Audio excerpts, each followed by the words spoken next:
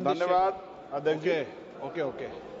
अध्यक्ष जी, मैं अपनी बात को शुरू करने से पहले, क्योंकि राजकुमार भी इस बात को कह रहे थे, ये 2 अप्रैल का दिन विशेष है सर।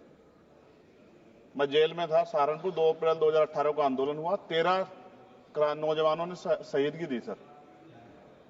मैं उनको नमन करता हूं सर। और आज फिर 2 अप्रैल है, एक और शहीदगी की तैयारी लग रही। तो मैं उन क्रांतिकारियों को भी आज याद करता हूं जिन्होंने, मुस्लिम क्रांतिकारी जिन्होंने देश की आजादी में योगदान दिया। सर, अंदाजे जमाना कहता है कि मौजे हवा रुख बदलेंगी, अंगारों से गुलशन फूटेगा, शबनम से सरारे निकलेंगी। वक्फ संशोधन विधेयक 2024 संवैधानिक मूल्य एवं सांप्रदायिक सौहार्द के लिए गंभीर खतरा है।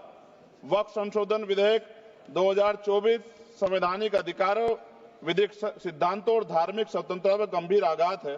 विधेयक वक्फ प्रबंधन को कुशल और प्रभावी बनाने का दावा करता है, लेकिन इसके 44 संशोधन इन वादों को पूरा करने में असफल है। हमारा मानना है कि इस संशोधन से स्पष्टता, साक्ष्य और मूल कारण विश्लेषण का अभाव होगा। पूर्व संशोधनों का मूल्यांकन नहीं होगा, हितधारकों से परामर्श की पारदर्शिता नहीं होगी, मौलिक अधिकार का उल्लंघन होगा। Article 13, article 14, article 25, article 26, article 50, article 300 सर्वोच्च न्यायालय के निर्णय, स्थापित कानून और इस्लामी सिद्धांत और संविधान की भावना का उल्लंघन होगा। असत्य वादे बनाम वास्तविक प्रभाव, विधेयक सुधार और सशक्तिकरण का दावा करता है, लेकिन वास्तव में धार्मिक संपत्तियों के पुनः वर्गीकरण जब्ती का प्रावधान संशोधन 39A, ऐतिहासिक मस्जिदों, कब्रिस्तानों को सरकारी संपत्ति घोषित करना, जिससे सांप्रदायिक तनाव पैदा हो सकता है। जिलाधिकारियों को अत्यधिक अधिकार प्राप्त करना, संशोधन 4B। जिलाधिकारी सर सरकार के होते हैं, वो सरकार के हिसाब से काम होते हैं। यहाँ जितने MP बैठे हैं विपक्ष के, इनसे पूछ के देखो कि इनके जिले में क्या हाल है। इनका जिलाधिकारी सुनता नहीं सुनता, MP बैठे हैं, पूछ के देखो विपक्ष के, आपको पता लग जाएगा।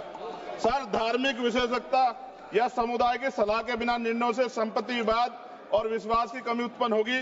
ट्रिब्यूनल की शक्ति कमजोर करना और मुस्लिम प्रतिनिधित्व हटाना, संशोधन 10B। धार्मिक कानून की त्रुटिपूर्ण व्याख्या और पक्षपाती निर्णय, दानकर्ता इच्छा की उपेक्षा व धार्मिक स्वतंत्रता का हनन, संशोधन 5A। दानकर्ता द्वारा समर्थन वापस लेना, जिससे सामुदायिक संस्था कमजोर हुई। गैर मुस्लिमों द्वारा स्थापित वक्फ सुरक्षा समाप्त करना, संशोधन 104 की समाप्ति। अंतर धार्मिक सौहार्द प्रभावित होगा सर। सदियों पुरानी धार्मिक संपत्तियों पर सीमा अधिनियम लागू करना, संशोधन 27B।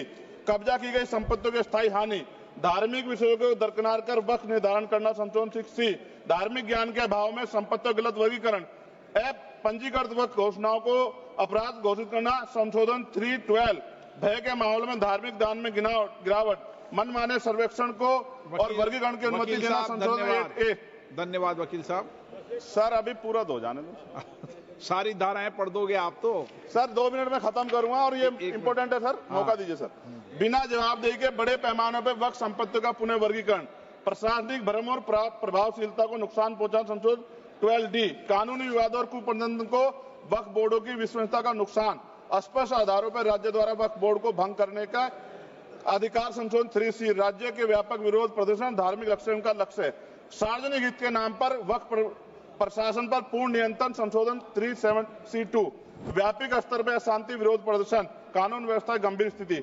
सर, सरकार के उद्देश्य से नजर आता है मुस्लिम समुदाय के योगदानों पर नियंत्रण स्थापित करना, मुसलमानों को उनकी वक्फ संपत्ति वंचित करना, वक्फ स्थापित करने के अधिकार पर प्रतिबंध लगाना, वाकिफ और मुतवल्ली की इस्लामी परिवर्तन करना। इस विधेयक को वर्तमान रूप से स्वीकार करें और समावेशी परामर्श, कानून स्पष्टता, संवैधानिक धार्मिक सुरक्षा सुनिश्चित करें। सर, ये तो बिल पे था सर, क्योंकि आप कहते हैं बिल पे बोलना चाहिए 2 दिन नहीं, लेकिन सर मैं सुबह से सुन रहा हूं सर 2-3 चीजें बोलूंगा सर। जो विद्वान सरकार मुसलमानों की कितनी हितैषी है सर, कुछ कह रहे हैं क्या? जो विद्वान होता है वो बिल पे बोलता है सर। बस खत्म कर रहा हूं। सरकार कितनी हितैषी है सर? केंद्रीय मंत्रिमंडल में एक भी मुस्लिम मंत्री नहीं है। सच तो यह है कि अभी ईद पे नमाज पढ़ने के लिए भी नए नियम बनाए गए और जो नमाज पढ़ रहे थे उनके पीछे पुलिस कर्मचारी लाठी लेकर खड़ा था, मैंने खुद देखा सर। अगर सरकार इतनी देर सच्चर कमेटी की रिपोर्ट पर चर्चा कराएगी, बिल्किस बानो के आरोपियों का जेल से बाहर आने के बाद स्वागत किया गया सर। मुसलमानों की जमीन की बात है, SC/ST की जो जमीन है वो छीनी जा रही है सर।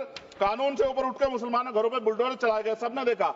सुरक्षा की बात करते हैं, लिंचिंग की गई, मुसलमान मारे गए सर। कावड़ यात्रा में गरीबों के ठेलों पे सुप्रीम कोर्ट ने ऑर्डर किया कि नाम मत लिखवाओ, देश को मत तोड़ो। अंत में सर बात निकली है तो दूर तक जाएगी। पार्टी सरकार के नेता यात्रा निकाल के कहते हैं मुसलमानों को भगाओ, और कई एक मुस्लिम एमपी पिछली बार सर उनको क्या क्या शब्द निकाले, कोई निंदा नहीं हुई सर, और उसका प्रमोशन हुआ। और कभी आपके नेता कहते हैं सरकार गोली मारो, और आप हिंदू राष्ट्र की बात करते हैं सर।